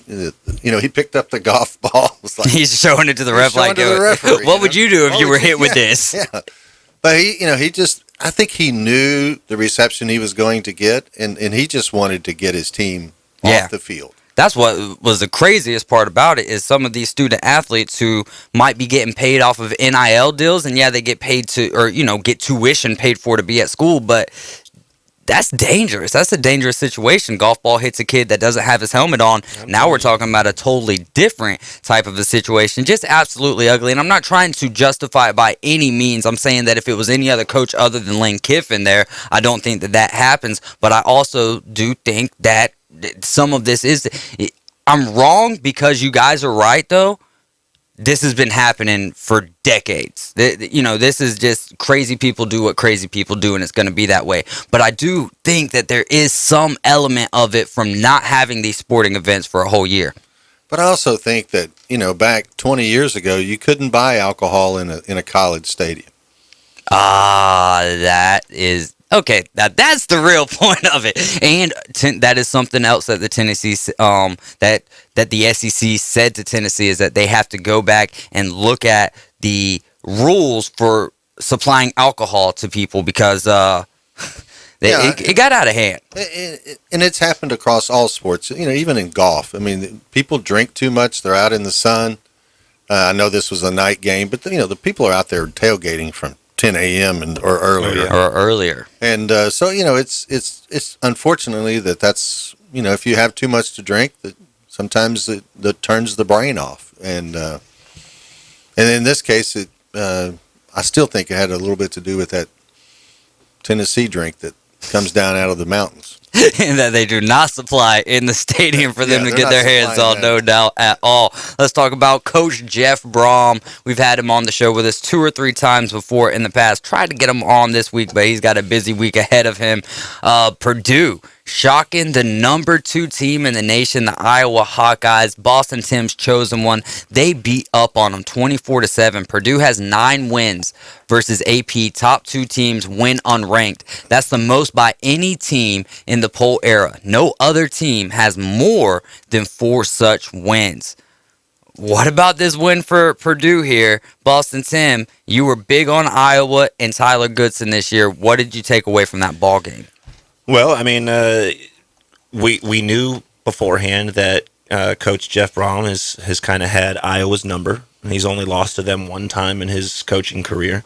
So it's always it's a very common thing in football and in many sports really, where sometimes you just know how to coach against the other team. You know how to play against this coach. It's just how it is. And he's been fortunate like that against Iowa. And he knew going in that the most important thing was to not make any mistakes on offense, because obviously Iowa's defense is the number one defense in all of football with a plus 12 ratio to point turnover.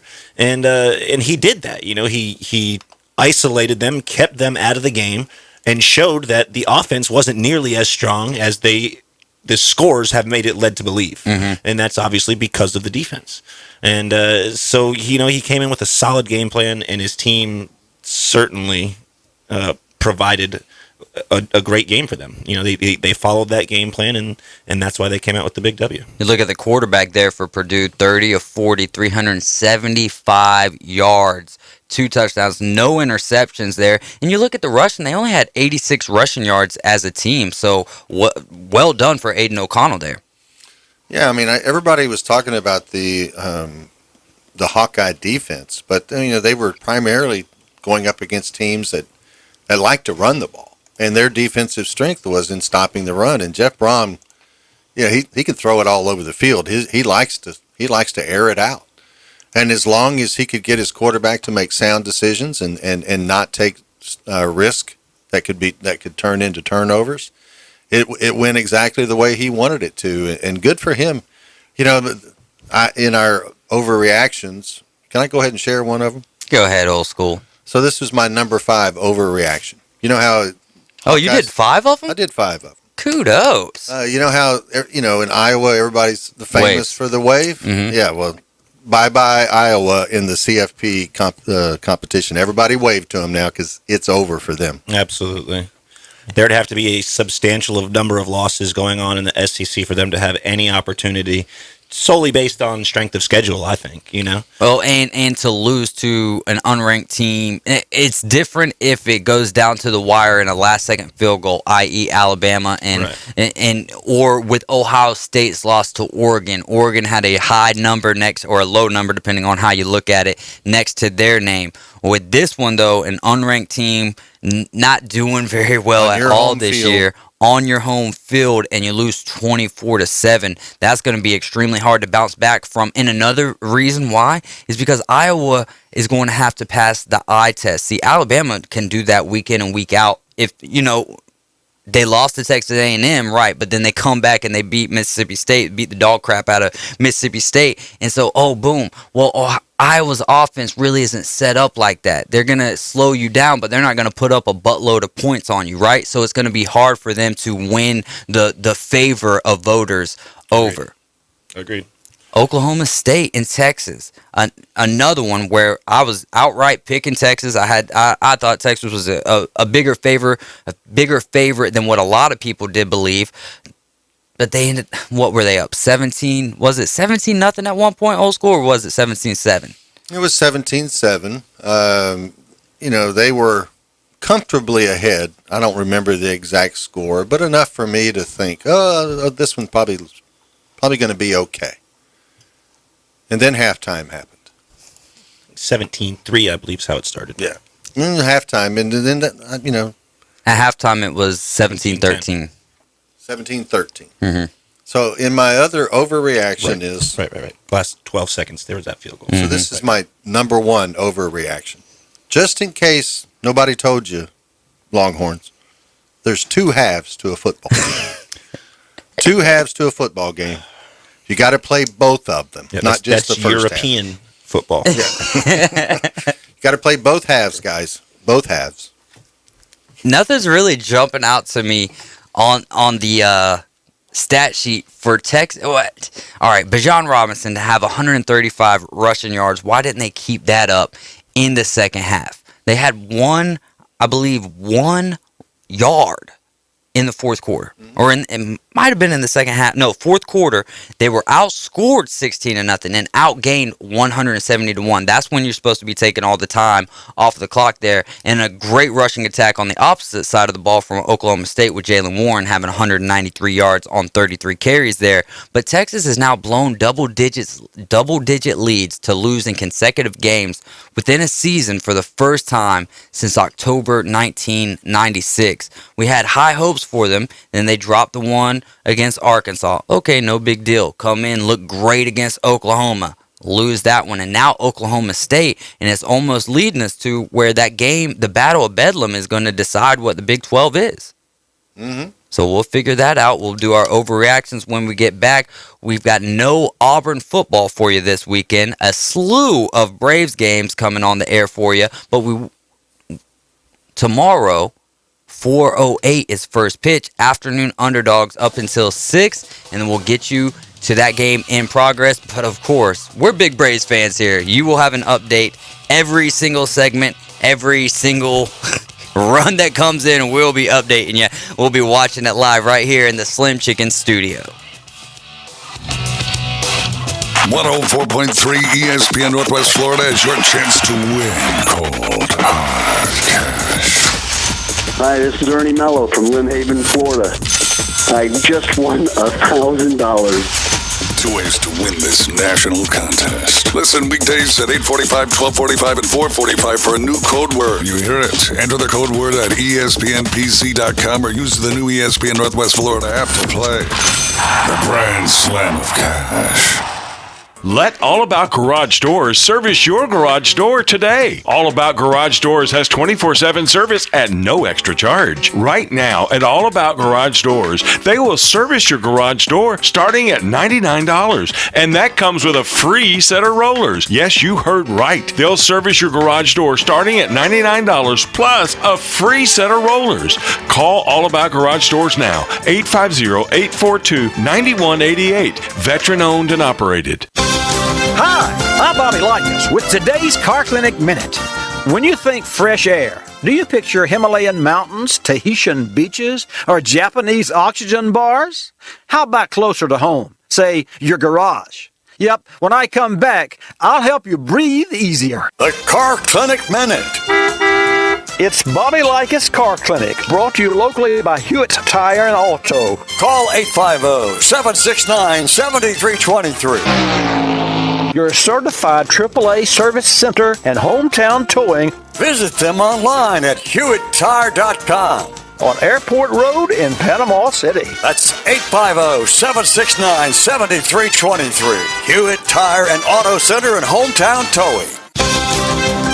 Need a breath of fresh air?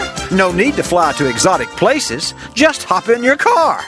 How's that, since air inside your car's 10 times more polluted than air outside? Passenger cabin air filters. Like those in your home, these filters screen out pollen, dust, and exhaust. Many cars, like Taurus, Windstar, and Monte Carlo, already have air filters. If yours does, include an air filter change by a qualified technician with your annual automotive checkup. Almost like being in Tahiti. I'm Bobby Likas. Like us, you'll love us. We are live and local. From Camp Helen State Park to the historic Martin Theater. Definitely time to let our hair down and have some fun. It's the Afternoon Underdogs. Live from the Slim Chicken studio. 104.3 ESPN Northwest Florida.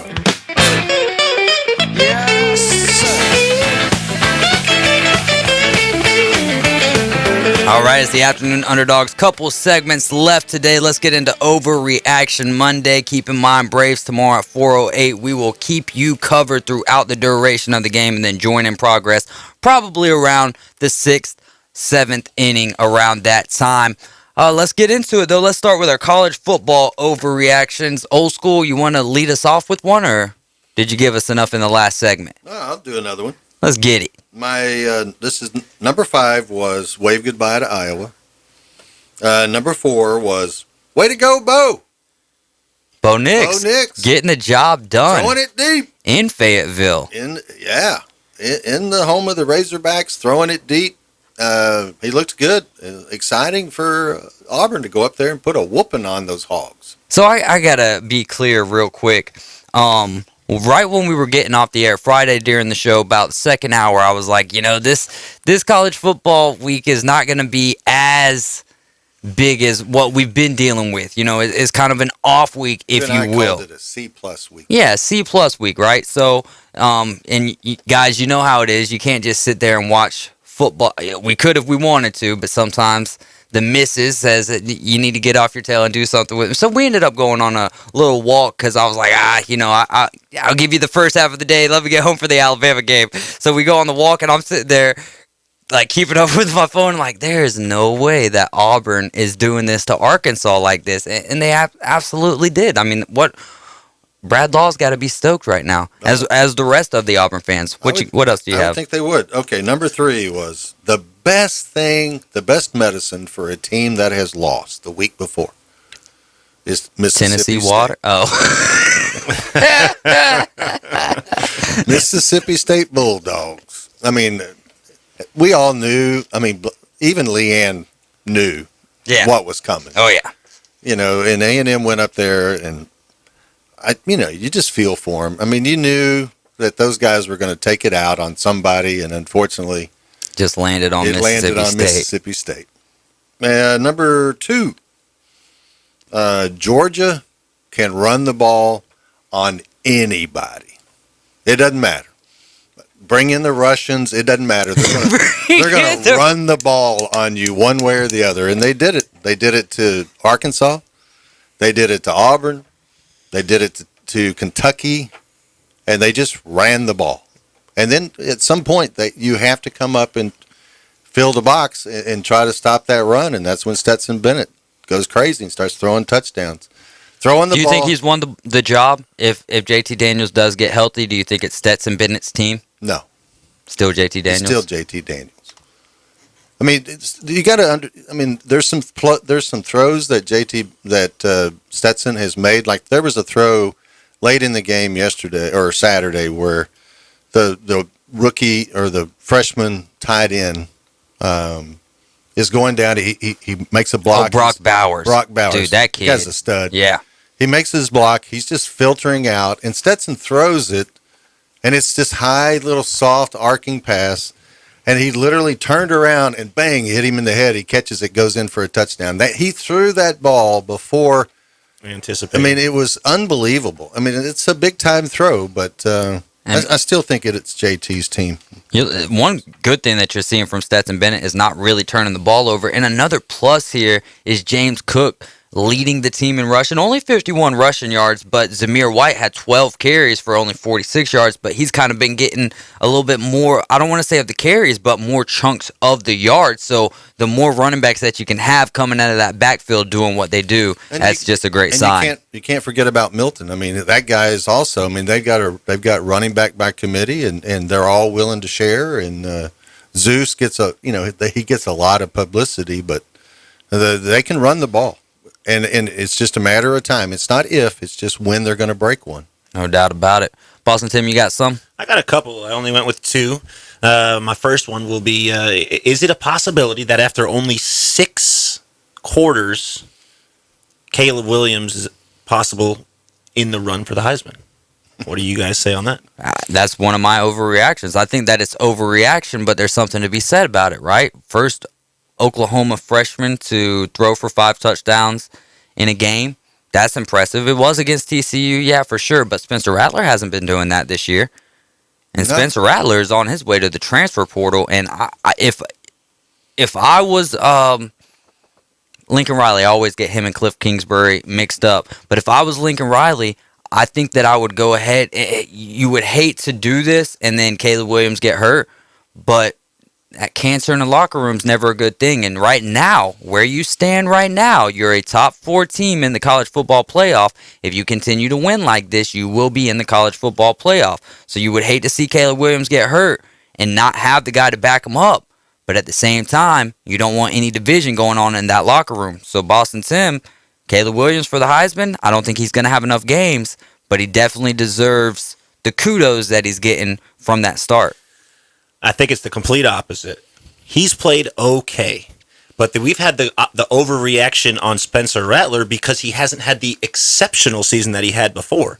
But if we're looking at the statistics, he's still throwing for 75%. He's got 153 passer rating. He's thrown for 1,400 yards. You know what I mean? He's got 10 touchdowns.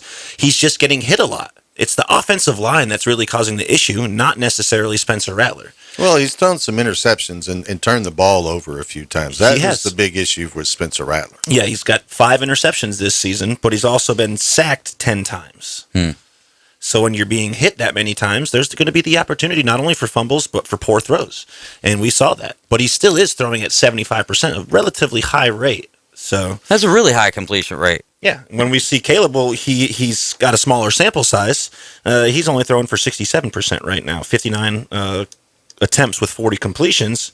He is looking good, though, with 609 yards. You can't say that he's not. Yeah, and that's only in, 2 games? Right. Well, it's tough to see, but one thing for sure about it is that attitude of Spencer Rattler has got to rub people. It rubs us the wrong way. I know for sure, me and Old School, especially Old School, if it rubs his teammates the wrong way, like thinking that his stuff don't stink, right?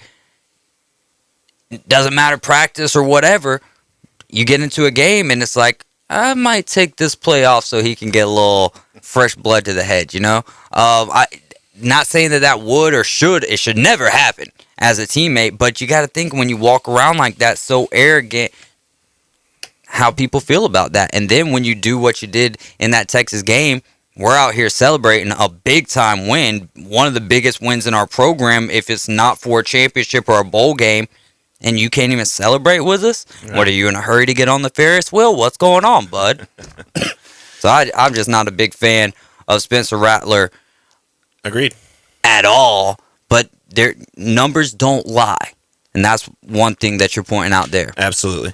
And then I got one more, and it's something that I've been saying since the summer, since before we even got into camps and things like that, is that, every 20, 25, or 30 years or so, there's a change in the landscape of football.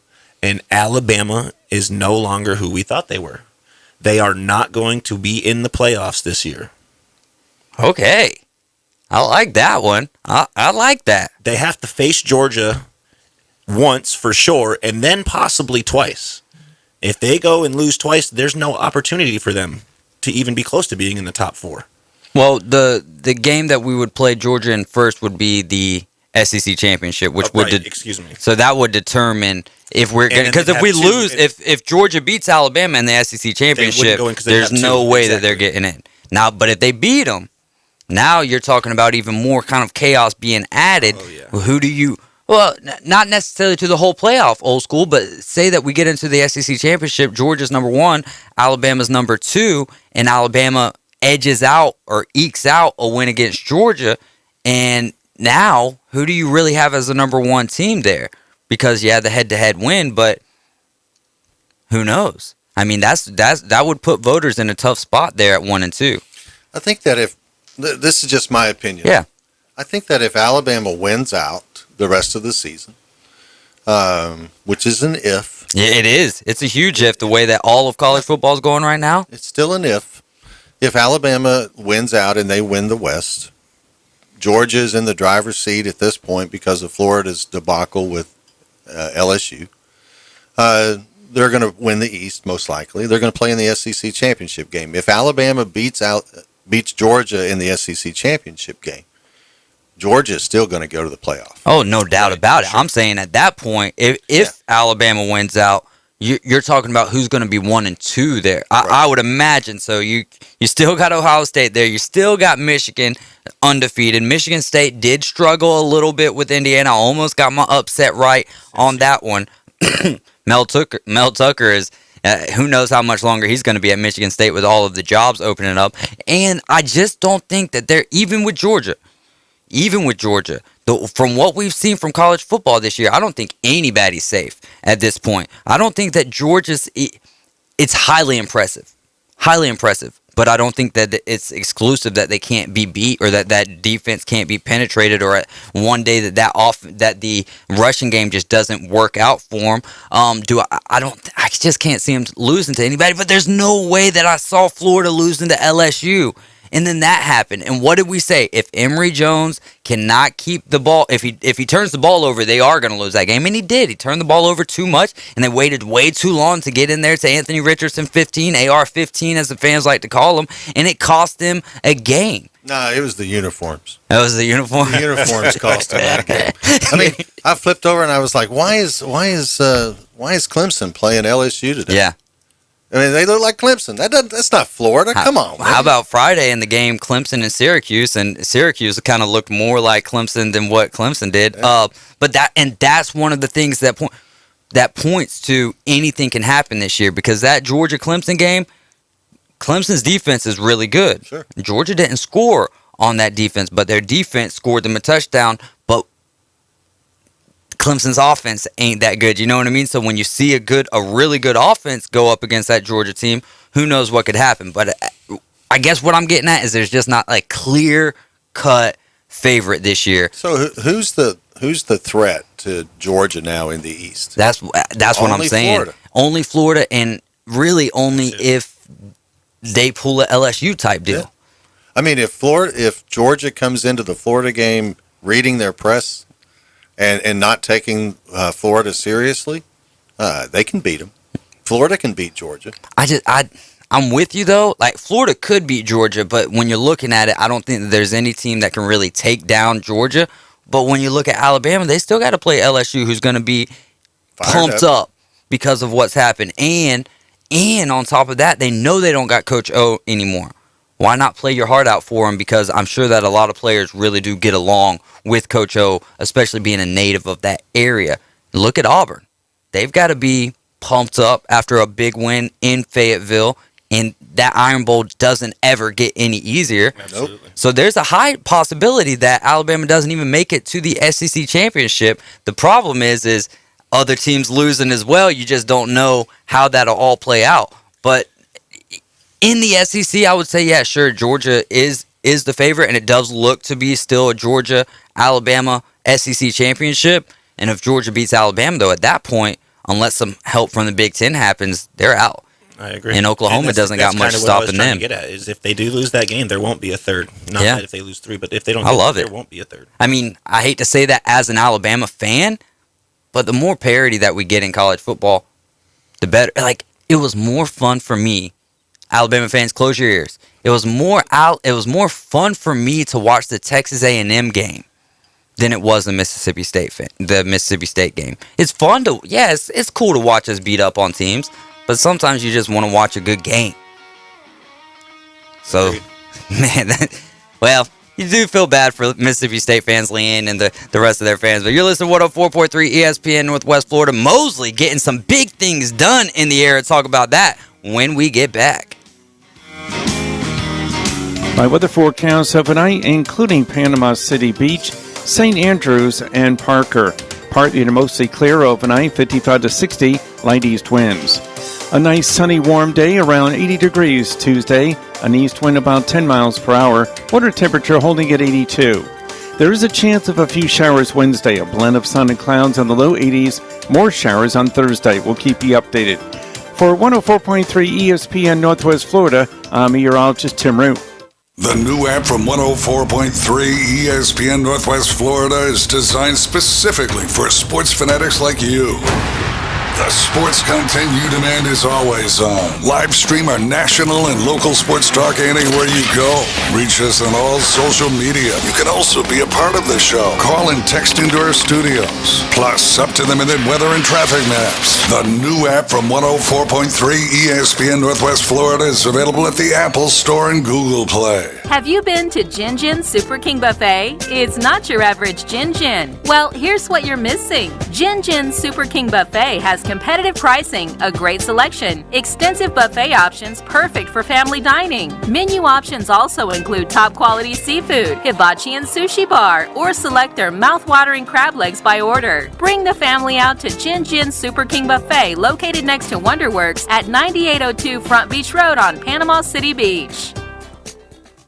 Hi, this is Coach James Hale, here to tell you about the best car wash on the beach. Blue Sky Express Car Wash. Number one, they're locally owned. You know Matt and his employees will do a great job. Number two, Blue Sky Car Wash recycles their water. Number three, they have the latest technology available. It does an incredible job on your vehicle. Blue Sky Express Car Wash on Back Beach Road is right near Home Depot. Tell them Coach Hale sent you. Dr. Chad Mitchell, orthopedic surgeon specializing in sports medicine and joint replacement of the knee, shoulder, and hip. He serves our local athletes and our community. Southern Orthopedic Specialist has been the leader in orthopedic care for over 20 years. New patients are welcome. Call 850-769-KNEE to schedule an appointment. More about Dr. Mitchell and Southern Orthopedic Specialist is available on their website, southernorthopedic.com. Southern Orthopedic, getting you back in the game. The mission? Your mission, should you decide to accept it. Save the panhandle from boring cookie-cutter radio. Now back to the Afternoon Underdogs. Live in the Slim Chicken studio. The state will self-destruct in 5 seconds. 104.3 ESPN Northwest Florida.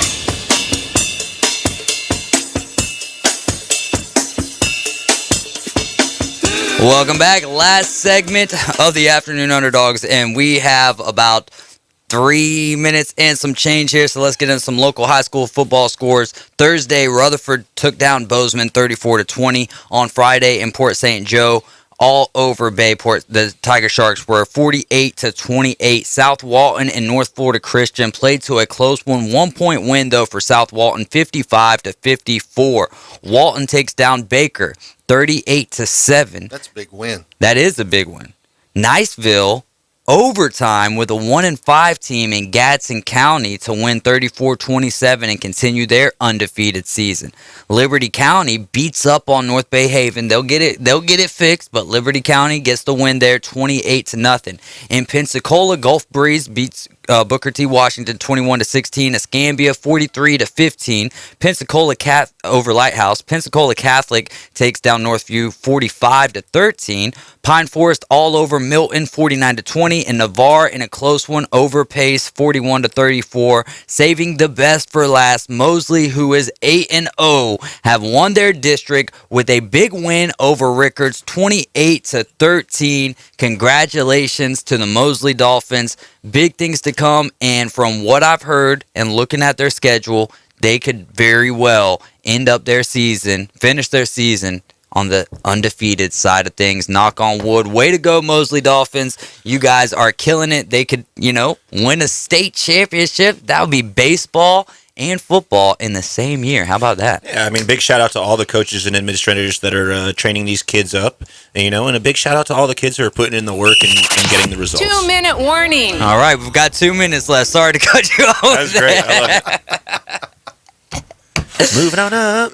All right, man. So we don't have any Braves tonight. You're going to be getting Greeny right after the Afternoon Underdogs until 8 p.m. Tomorrow morning, you're going to have Coach Hale at 7 a.m. You got the Grand Slam of Cash, 8:45 in the morning, 12:45 in the afternoon, 4:45 in the afternoon. Take the code word that you'll hear. Go to the website, espnpc.com, or the ESPN Northwest Florida app. Enter the code word there for your chance to win $1,000 cash.